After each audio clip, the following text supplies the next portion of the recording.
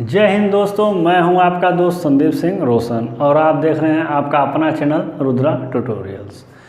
आज हम चर्चा करेंगे पक्षी वर्ग अर्थात क्लास एविज के बारे में।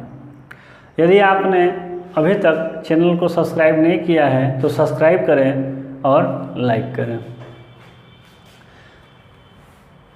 पक्षी वर्ग इसे अंग्रेजी में क्लास एविज कहते हैं। एविज मतलब पक्षी होता है, ठीक है। तो एविज में देखते हैं क्या है। पक्षी वर्ग में ऐसे एविज को पक्षी भी कहते हैं तो और क्लास को वर्ग, तो यह हो गया पक्षी वर्ग। पक्षी वर्ग तो पक्षी वर्ग में ऐसे जंतु रखे गए हैं जिनका शरीर पंखों से ढका रहता है। मतलब कि पक्षी वर्ग में ऐसे जंतु रखे गए हैं जिनका शरीर पंखों से मतलब कि परों से ढका हो। जैसे कि हर जंतु का कोई न कोई चीज़ से शरीर ढका रहता है, उसी प्रकार जो पक्षी वर्ग के जंतु हैं उनका भी शरीर पंखों के द्वारा ढका होता है। तो पंखों के द्वारा जिनका भी शरीर ढका रहता है वो सभी पक्षी वर्ग में आते हैं। जैसे मछलियों का सल्क के द्वारा इत्यादि चीज़ों से सबका ढका रहता है, उसी प्रकार पक्षी वर्ग में जो जंतु होते हैं उनका शरीर पंखों के द्वारा ढका होता है।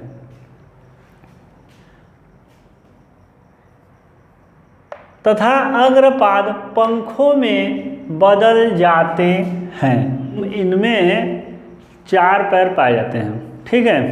ये टेट्रापोडा के जंतु हैं। टेट्रापोडा के जितने भी जंतु हैं सभी में 4 पैर पाए जाते हैं। टेट्रापोडा का मतलब ही होता है 4 पैरों वाले, मतलब चतुष्पाद।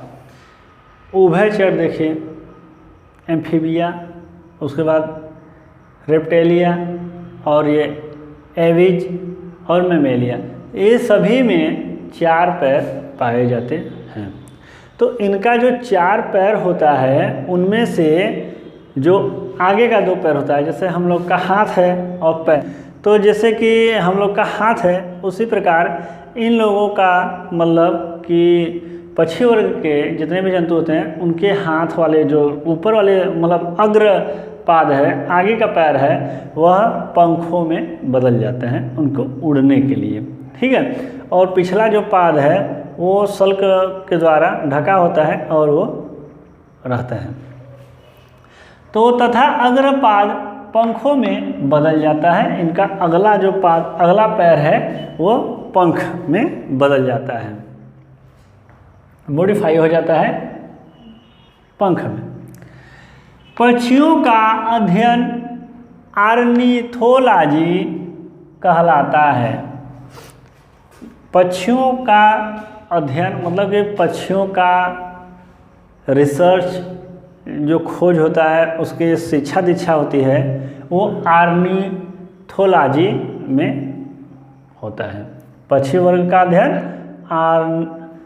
ऑर्निथोलॉजी में होता है। इस वर्ग के अंतर्गत हवा में उड़ने के साथ साथ जमीन पर तेजी से चलने वाले पक्षी आते हैं। ये जो एविज पक्षी वर्ग है, हम पहले ही बता चुके हैं कि जो भी जंतु जो जैसे वो मन वैसे जंतु हों, उनके बस शरीर पर पंख होना चाहिए। उनका शरीर पंखों से ढका होना चाहिए और उनका जो अग्रपाद है, अगला पैर आगे का पैर है, वो दोनों पैर क्या होना चाहिए, पंखों में मॉडिफाई मतलब बदल जाए। तो इस धरती पर जितने भी जीवों के त्वचा के ऊपर पंख पाए जाएंगे वो सारे के सारे पक्षी वर्ग में चले जाएंगे। तो इसमें क्या है, उड़ने वाले जो वायुवीय पक्षी 2 प्रकार के होते हैं, एक वायुवी और एक थल वाले। तो जो पक्षी उड़ते हैं उन्हें वायुवी कहते हैं। तो वो पक्षी जो उड़ते हैं वो तो आते ही हैं, लेकिन जो थल पर रहते हैं, जो चलते फिरते हैं, उड़ने में असहाय होते हैं, उड़ने में असमर्थ होते हैं, वो भी पक्षी वर्ग में आएंगे। जैसे शुतुरमुर्ग देख लीजिए, ये उड़ नहीं पाता, फिर भी पक्षी वर्ग में आएगा, क्योंकि इसका अग्रपाद जो आगे का दोनों पैर है वो पंखों में बदल जाता है और उसके पूरे शरीर पे पंख पाए जाते हैं। पर तो मतलब पर उनके पूरे शरीर पे पर पाए जाते हैं और उड़ने में पंख। अब चलते हैं इनका पक्षी वर्ग के लक्षण को समझते हैं। तो आप लोग समझ गए ना, जो भी जंतु जिनके शरीर पर पाए जाए, पर पंख मतलब पंख तो दोनों उसका अग्रपाद हो गया, पंख कहना सही नहीं होगा, पर छोटे छोटे पर होते हैं वो पाए जाए। ठीक है, पक्षी वर्ग के लक्षण चलिए देखते हैं। इनका शरीर वायवीय वातावरण के अनुकूल होता है। इनका जो शरीर होता है वायवीय वातावरण के अनुकूल होता है, मतलब ये उड़ने के अनुकूल होते हैं। ठीक है, इनका शरीर नौकाकार तथा धारा रेखित अथवा स्ट्रीम लाइड होता है। तो इसका जो शरीर होता है हवा को चीरते हुए, जैसे कि मछलियों का शरीर धारा रेखीय होता है, वो जल में रहते हैं तो जल को चीरते हुए मतलब कि हटाते हुए वो तैरते हैं, नौकाकार नाव की तरह होते हैं। उसी प्रकार ये भी हवा को चीरते हुए उड़ते हैं, हवा को काटते हुए। तो इनका शरीर नौकाकार तथा धारा रेखित अथवा स्ट्रीम लाइन्ड होता है। ठीक है, इनमें 2 जोड़ी पाद पाए जाते हैं, अग्रपाद पंखों में रूपांतरित हो जाता है।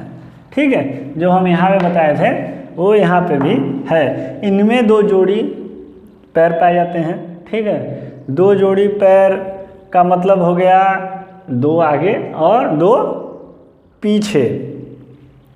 तो अग्रपाद जो आगे का पैर होता है वो पंखों में रूपांतरित हो जाता है, जो आगे का पैर होता है वो पंखों में रूपांतरित हो जाता है। तथा पश्चपादों में नखर युक्त अंगुलियां होती हैं। तो जो अगला पैर है वो रूपांतरित हो गया पंखों में उड़ने के लिए। ठीक है, तो जो पश्चपाद है उसमें नखर युक्त उंगलियां होती हैं। इनमें उंगलियां होती हैं जिसमें नाखून मतलब नेल पाए जाते हैं। ठीक है, इनके जबड़ों में दांत नहीं होते हैं। जो पक्षी होते हैं उनके जबड़ों में दांत नहीं होते हैं, वो दांत रहित होते हैं, मतलब दांत उनके मुंह में दांत नहीं होता है। किसमें? पक्षियों के जबड़ों में दांत नहीं होता है। तथा भोजन को पकड़ने के लिए हार्नी चोंच पाई जाती है। इनका जो मुख होता है माउथ, तो इसका मुख जो होता है वह मुख रूपांतरित हो जाता है चोंच में। ये अग्रपाद रूपांतरित हो गया पंख में, उसी प्रकार इनका मुख रूपांतरित हो जाता है किसमें? इनका मुख रूपांतरित हो जाता है आपके चोंच में, और चोंच में दांत नहीं पाए जाते हैं। ठीक है, तो इनके दांत नहीं पाए जाते। तथा भोजन को पकड़ने के लिए हार्नी चोंच पाई जाती है, मतलब कठोर चोंच पाई जाती है।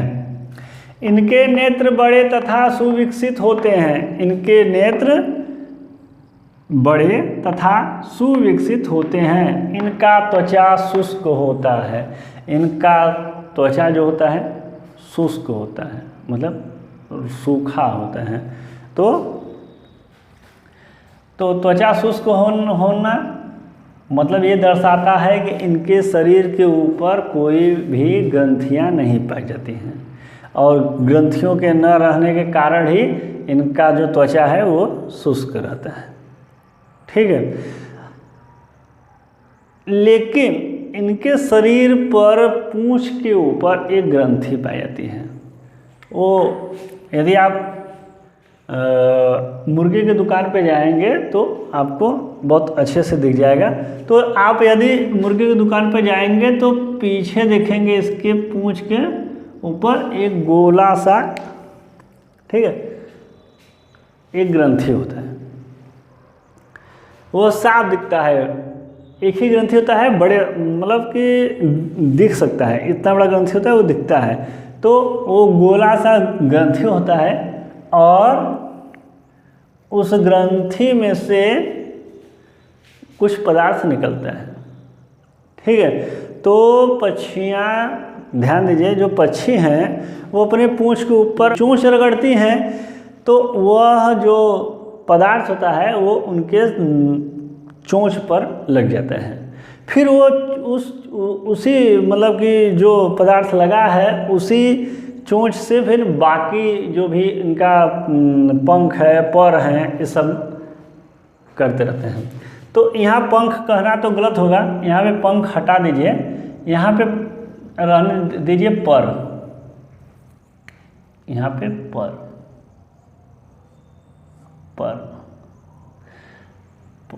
ठीक है। पक्षी वर्ग में ऐसे जंतु रखे गए हैं जिनका शरीर पर से ढका रहता है, तो पर से ढका रहता है। तो वह जो पदार्थ होता है वो उनके चोंच पे लग जाता है, उसी चोंच से फिर अपने बाकी वो शरीर पर हमेशा उसी चोंच को रगड़ते रहते हैं। उससे क्या होता है कि जैसे कि पक्षी है तो बारिश होगा तो यदि इनका पंख भीग जाए, जो भी इनका पंख है, पर है, ये सब भीग जाएं तो भीग जाने से ये क्या होता है, ये जब जल इनके ऊपर पड़ेगा उससे ये बहुत भारी हो जाएंगे और ये उड़ने में असहाय हो जाएंगे, जिससे इनको सुरक्षा के लिए खतरा हो सकता है, इनकी मृत्यु हो सकती है। तो वह जो ग्रंथि से पदार्थ निकलता है वो ये चोंच से रगड़ कर अपने पूरे शरीर पर रगड़ते हैं, जिससे कि एक तरह से समझ लीजिए वो एक प्रकार से आयल होता है, तेल होता है।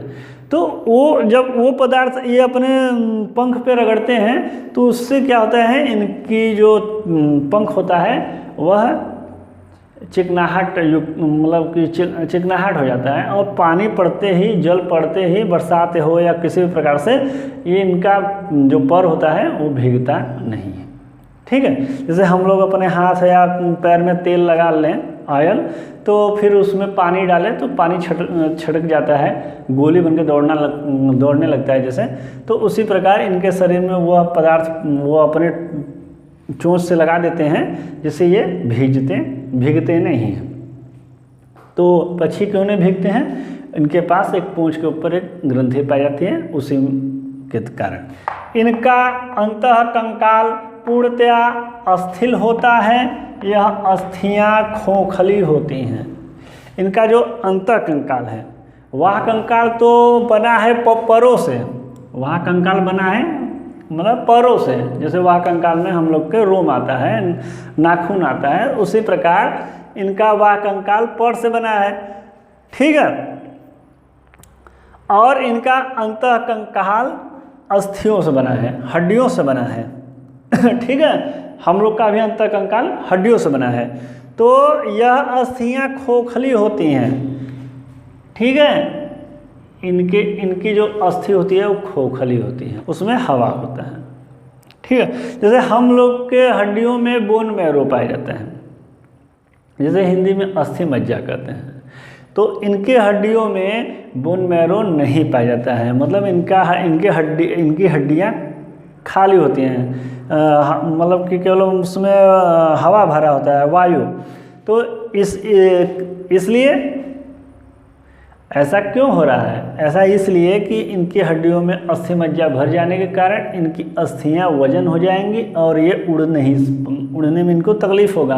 तो इनके उड़ने के लिए इनके शरीर की बनावट ऐसी है कि इनके हड्डियों के अंदर बोन मैरो अर्थात अस्थि मज्जा नहीं पाया जाता है। और इनमें हवा भरी होती है, जिसके कारण यह वायु में उड़ने में समर्थ होते हैं। ठीक है, इनकी जो हड्डी होती है वो खाली होती है, उसमें वायु भरा होता है, अस्थि मज्जा या अंग्रेजी में बोन मैरो, ये नहीं भरा होता है। हम लोगों में भरा होता है, इन लोगों में भरा नहीं होता है। क्यों? क्योंकि बोन मैरो उड़ने में असहाय हो जाते हैं, असमर्थ हो जाते हैं, लेकिन हवा वायु भरे होने के कारण ये उड़ने में समर्थ होते हैं।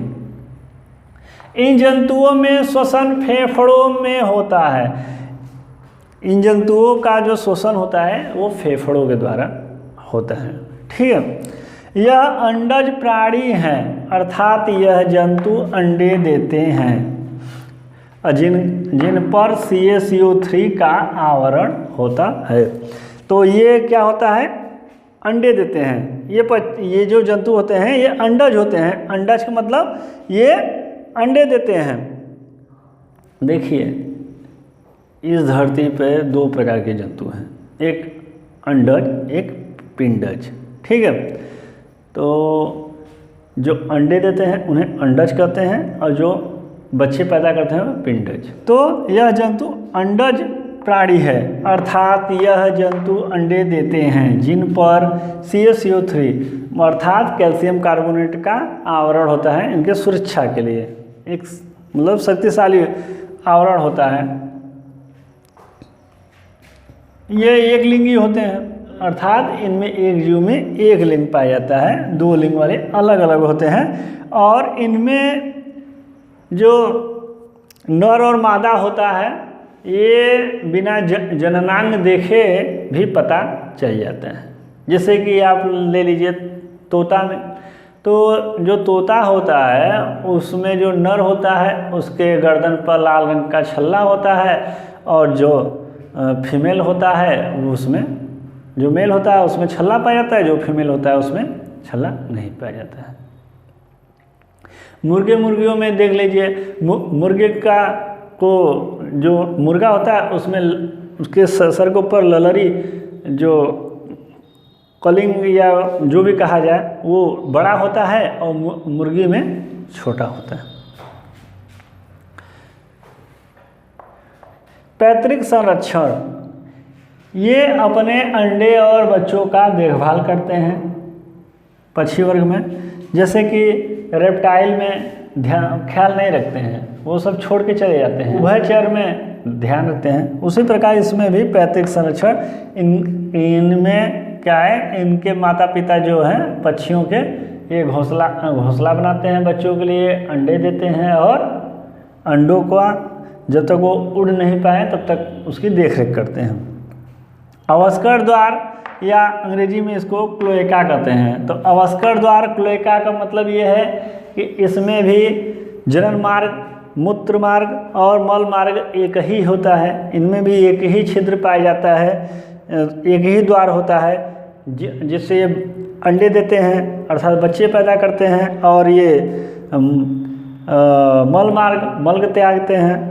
और मतलब इनका उत्सर्जी जो भी उत्सर्जन होता है वो एक ही द्वार से होता है, एक ही छिद्र से होता है। नियत तापी अर्थात वार्म ब्लडेड, मतलब ये इनका जो शरीर का तापमान है ये पर्यावरण पे निर्भर नहीं होता है। इनका शरीर स्वयं शरीर का तापमान बनाए रखता है और बनाने में समर्थ होता है। जैसे इसमें पाए जाने वाले जैसे शुतुरमुर्ग, इसे ऑस्ट्रिच कहते हैं, ये धरती का सबसे बड़ा पक्षी है। ठीक है, शुतुरमुर्ग ये उड़ता नहीं है, ठीक है, ये दौड़ता है और चलता है। तो शुतुरमुर्ग इसको ऑस्ट्रिच भी कहते हैं। ऑस्ट्रिच ये क्या है, धरती का सबसे बड़ा पक्षी, मतलब जीवित पक्षी है, और इसका अंडा जो एग होता है वो सबसे बड़ा होता है। तो सबसे बड़ा पक्षी, ठीक है, इसका जो अंडा होता है वो भी सबसे बड़ा, ठीक है। और सबसे छोटी पक्षी गुंजन पक्षी, हमिंग बर्ड। तो छोटी पक्षी, इसका अंडा एग, इसके अंडे छोटे और इसके अंडे बड़े, ठीक है। बड़ा पक्षी बड़ा अंडे और छोटी पक्षी छोटी अंडे। गुंजन पक्षी एक पक्षी ऐसा है जो आगे की ओर तो उड़ता ही है, ये पीछे की ओर भी आसानी से उड़ता है। मोर हमारा राष्ट्रीय पक्षी मोर। राष्ट्रीय पक्षी मोर का वैज्ञानिक नाम है पाओक्रिस्टेटस। तो पाओक्रिस्टेटस वैज्ञानिक नाम, बायोलॉजिकल नेम किसका है? मोर का। ये कोयल एक ऐसी पक्षी है जो अपने अंडे होते हैं इसके, ये दूसरे के घोंसले में देती है। अर्थात ये कोयल अपने अंडे कौवा मतलब क्रो के नेक्स्ट में घोंसले में देती है। यही एक पक्षी ऐसा है जो अपने बच्चे की देखभाल नहीं करती है, तो ये अपने अंडे कौवे के घोंसले में देते हैं, तोता और कबूतर। तो ये इसके उदाहरण हुए। और आइए कबूतर का वर्गीकरण हम लोग करते हैं। तो कबूतर को अंग्रेजी में पिजियन कहते हैं और इसका जगत है जंतु जगत, संघ कॉर्डेटा, उपसंघ वर्टिब्रेटा, ठीक। महावर्ग चतुष्पाद अर्थात टेट्रापोडा, वर्ग पक्षी, गण कोलंबी, फार्मेस, वंश कोलंबा, जाति लिविया। तो इसकी जाति लिविया। ये कबूतर है, ये बहुत अच्छा तो नहीं बना है लेकिन कोशिश किए हैं कि अच्छा बन जाए।